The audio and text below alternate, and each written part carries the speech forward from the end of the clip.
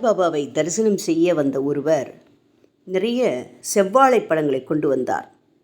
சாயிக்கு சேவை செய்யும் ரேகேவுக்கு செவ்வாழைப்பழம் என்றால் அலாதி பிரியம். சாயிபாபா அனைவருக்கும் ஒவ்வொரு பழத்தை கொடுத்தார். ரேகே எனக்கும் தரப்படுமா தரப்பட மாட்டாதா என்று நினைத்தவாறே இருந்தார்.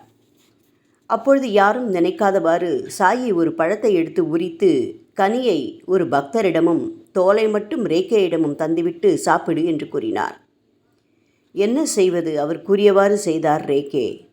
மீண்டும் 2 பழங்களை உரித்து பழத்தை மற்ற இருவருக்கும் பழத்தோலை ரேகேயிடம் தந்துவிட்டு சாப்பிடு என்றார் பாபா. அடுத்த வார்த்தை கூறாமல் சாப்பிட்டார் ரேகே.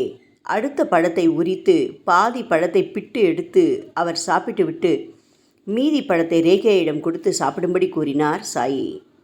ரேகே ஆனந்தத்தோடும் மன நிறைவோடும் அதை சாப்பிட்டு முடித்தார். சாயி எந்த பொருள் மீதும் அதிக ஆசை வைக்கக்கூடாது, துயரங்களுக்கு இறுதியில் ஆனந்தம் கிடைக்கும் என்று கூறினார். ரேகேயின் மூலமாக மற்றவர்களுக்கும் இதையே உணர்த்தினார் பாபா. ஓம் சாய்ராம்.